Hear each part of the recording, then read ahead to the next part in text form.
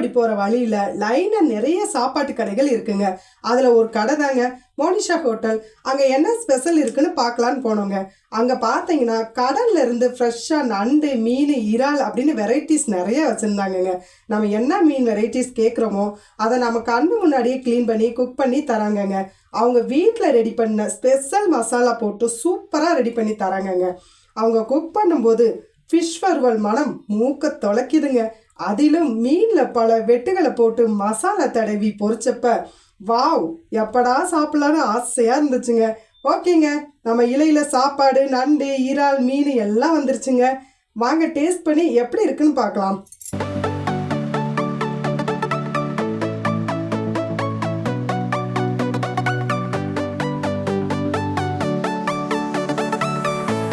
ராமேஸ்வரத்தில் நிறைய சுற்றுலா தலங்கள் பார்த்துட்டாங்க. தனுஷ்கோடி வர வழியில் அப்படியே நெட்டுக்கு சாப்பாடு கடை நிறைய இருக்குங்க. இதில் என்ன ஸ்பெஷல் பார்த்தீங்கன்னா மீன் அப்படியே லைவாக அப்பயே நமக்கு காமிச்சு நம்மளுக்கு என்ன மீன் வேணும் கேட்டுட்டு அதுக்கப்புறம் தாங்க வறுக்கிறாங்க. இங்கே பாருங்கள், இந்த நண்டை பாருங்கள், இந்த மீனை பாருங்கள், இது இறால் பாருங்கள் எப்படி இருக்குன்னு பாருங்கள். வேறு லெவலாக இருக்குங்க. பார்க்கும் போதே மாதம் தூக்குதுங்க. இந்த ஒரு குடி பிடிச்சிடுதாங்க. வேற நம்ம எல்லாம் பண்ணணும்.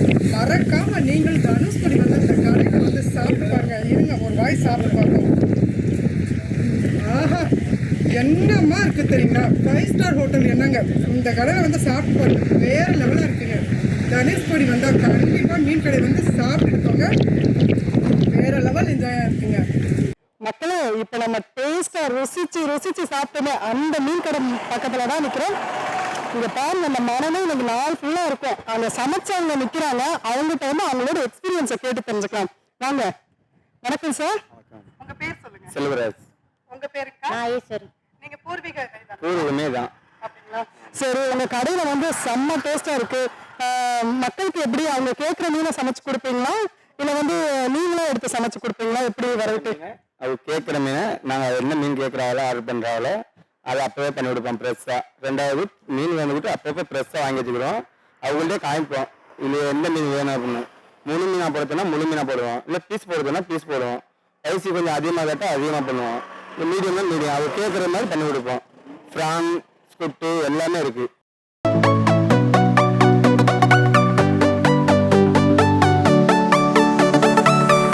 இவ்வளோ நேரம் வந்து நம்மளுக்கு அழகான இயற்கை சார்ந்த வீடியோகள் நிறையா பார்த்துட்டு இருந்தோங்க.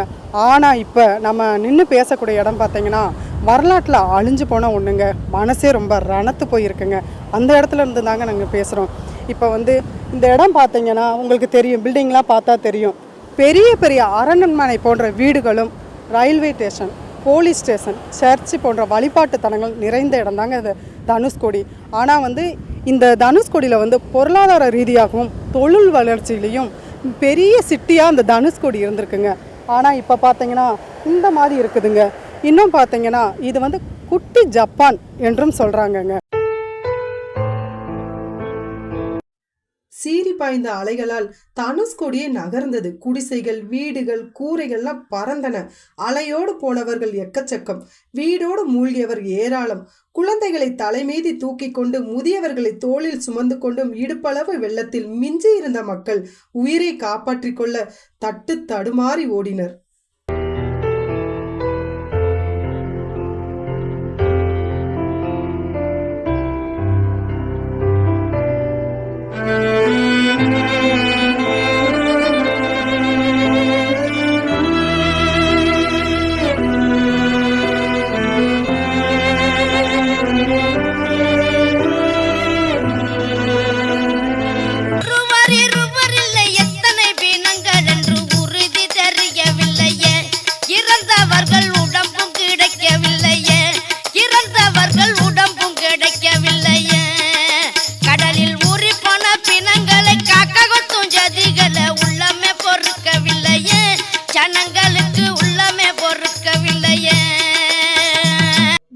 கடல் பிறந்து முதல் எத்தனையோ பேரழிவுகளை கொடுத்திருந்தாலும் அழிந்து போன தனுஷ்கோடி நிரந்தர வீடு, வாழ்ந்து கட்ட வீடு ஒன்றின் கருப்பு வெள்ளை சித்திரம். ஆமாங்க, பெரும் பசியில் பேயாக அலைந்து கொண்டிருந்த பேரலை ஒன்று தனுஷ்கோடியவே புரட்டி போட்டுருச்சுங்க.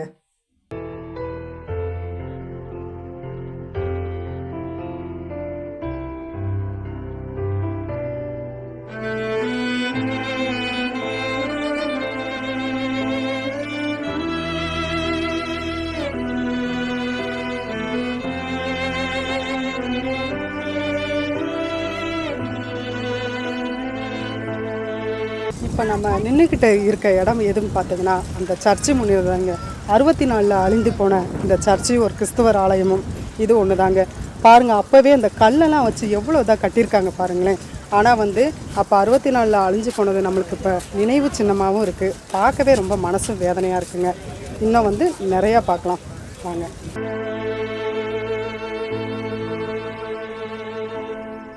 இப்போ நம்ம இந்த சர்ச்சு பார்த்தோம்ல, அந்த சர்ச்சுக்கு பின்னாடி தாங்க நிற்கிறோம். இங்கே ஒரு கடை இருக்குது.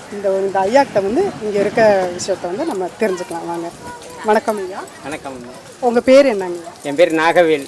அப்படிங்களா? நீங்கள் இதே ஊருங்களா? ஆமாம், தனுஷ்கோடி தான் எங்களுக்கு சொந்த ஊர். அப்படிங்களா? இங்கே இருக்க எங்களுக்கு சில பல விஷயங்களை மருதாத்திற்காக எங்களுக்காக சொல்லுங்க ஐயா. இல்லைங்கம்மா, இந்த இடம் பெரிய 1964க்கு முன்னால் இந்த தனுஷ்கோடி ஒரு பெரிய சிட்டியாக இருந்துச்சு. Church, post office, medical college, ஆஸ்பத்திரி, கப்பல் துறைமுகம், ரயில்வே ஸ்டேஷன். சென்னையிலேருந்து நேர ட்ரெயின் தனுஷ்கோடி தான் வரும். ராமேஸ்வரம்லாம் ரயில்வே ஸ்டேஷனே கிடையாது. இதுதான் பெரிய ஊர். பாஸ்போர்ட் ஆஃபீஸ் இங்கே இருந்துச்சு. இங்கே இறங்கின உடனே பாஸ்போர்ட்டில் கிளியர் பண்ணிட்டு கப்பலில் ஏறி நேராக ஸ்ரீலங்கா போயிடுவாங்க. 150 ரூபா கொடுத்தா ஸ்ரீலங்கா போய் இறங்கிடலாம். காலையில் ஒரு கப்பல் போகும், சாயந்தரம் ஒரு கப்பல் வரும். இந்த நேரமும் இந்த இடம் பெரிய பாப்புலராக இருக்கும். அதாவது ஏற்றுமதி இறக்குமதி செஞ்ச ஒரு காலத்தில் 64க்கு முன்னால் ஏற்றுமதி இறக்குமதி செஞ்ச இடம் இது. அப்படி இருந்தப்ப 1964 ராத்திரி 2 மணிக்கு ஆரம்பித்து விடிய காலம் 4 மணிக்கெலாம் ஒரு ட்ரெயினில் உள்ள பேசஞ்சரு, இங்கே தனுஷ்கோடியில் இருந்த ஜனங்கள், இங்கே ஸ்ரீலங்காவுக்கு போக இருந்தவங்க, திருப்பி இந்த பக்கம் போக இருந்தவங்க அனைத்து பேருமே 2400 பேர் பிரேதம் கிடச்சது இறந்து விட்டாங்க. 2400 பேர் இறந்தவங்க பிரேதம் கிடச்சி தண்ணியில் போனது எத்தனையும் தெரியாது. அதோட தமிழ்நாடு கவர்மெண்ட் என்னட்டாங்க, இது இந்த கடல் இந்திய பெருங்கடல். இந்த கடல் 1.5 கிலோமீட்டருக்கு அந்த பக்கம் இருந்த கடல். பாதி சர்ச்சுக்கு பின்னால் தான் பாதி ஊரே இருந்துச்சு. 2004 சுனாமி ஒரு சைக்ளோன் வந்துச்சுமா, கடல் 1 கிலோமீட்டர் அப்படியே சர்றன்னு உள்ளே போயிட்டு தான் இங்கிட்டு உள் வாங்கி தான் கன்னியாகுமரி தூத்துக்குடி அந்த ஏரியா பக்கம் அழிச்சது. இங்கே ஒரு பாதிப்பும் கிடையாது. அதிலிருந்து இங்கே மனிதர்கள் வாழ தகுதியற்ற இடம் அப்படின்னு சொல்லி கவர்மெண்ட் அறிவிச்சிட்டாங்க. அதுக்கப்புறம் இங்கே நாங்கள் போராட்டம் பண்ணி கலெக்டர் ஆஃபீஸுக்கு போய் நாங்கள் மீனவ தொழிலாளிகள், நாங்கள் கடற்கரை ஓரமாக இருந்தால் தான் எங்களுக்கு அந்த தொழில், இந்த மண்ணில் விவசாயம்லாம் பார்க்க முடியாது. அதனால் நாங்கள் இங்கே தான் இருப்போம் அப்படின்னா எங்களுக்கு பர்மிஷன் கொடுத்தாங்க. மீனவர்கள் மட்டும் இங்கே தங்கிக்கலாம், மற்றவங்கெல்லாம் பார்த்துட்டு போகிற மாதிரி ஐடியாவில் தான் பண்ணுங்க அப்படின்னு சொல்லிட்டு கவர்மெண்ட்டு சொல்லிட்டாங்க. அதனால் மீனவர்கள் மட்டும் இங்கே குடிசை போட்டு தங்கலாம். பில்டிங்லாம் இங்கே ஒன்றும் கட்டக்கூடாது. ஒரு ஓலை குடிசைகள் தான் வச்சுக்கணும். கடலுக்கு போகும்போது படத்துக்கெல்லாம் அப்புறம் போயிட்டு மீனெல்லாம் எடுத்துகிட்டு ராமேஸ்வரம் தான் கொண்டு போய் விற்கணும். சாப்பிட்றதுக்கு அரிசி வாங்கினாலும் ராமேஸ்வரம் தான் போகணும்.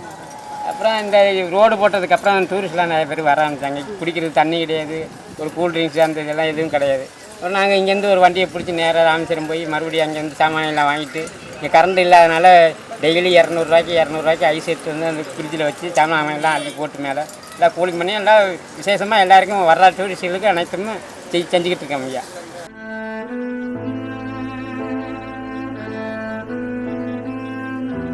இப்போ நம்ம ரயில் நிலையத்துக்கு முன்னாடி நின்று தாங்க பேசிக்கிட்டு இருக்கோம். 64 சென்னை டு ராமேஸ்வரம் ட்ரெயின் கிடையாதுங்க. சென்னை டு தனுஷ்கோடிக்கு தாங்க ட்ரெயின் இருக்குது. அதோட பேர் போட் மெயில் ரயிலுங்க.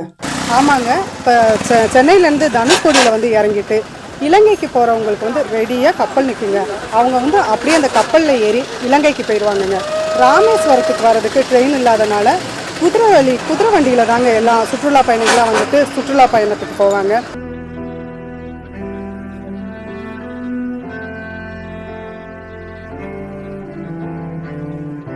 இந்தியாவையும் இலங்கையவும் வெறும் 80 ரூபாய் கட்டணத்தில் இணைத்தது அந்த போட் மெயில் ரயிலுங்க.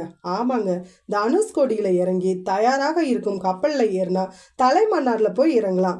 இப்படி தான் உண்டு தன் வேலை உண்டுன்னு என அமைதியாக வாழ்ந்து வந்த தனுஷ்கோடியின் தலையை அதுவரை வருடி கொடுத்த வங்கக்கடல் ஓங்கி அடித்தது. 22 டிசம்பர் 1964 பேய் காற்றோடு பெரும் மழை பெய்ய தனுஷ்கோடியே இரவோடு இரவாக உருக்குலைந்து போனது. வணக்கங்கள் பல கோடி, ஜனங்களுக்கு வணக்கங்கள் பல கோடி.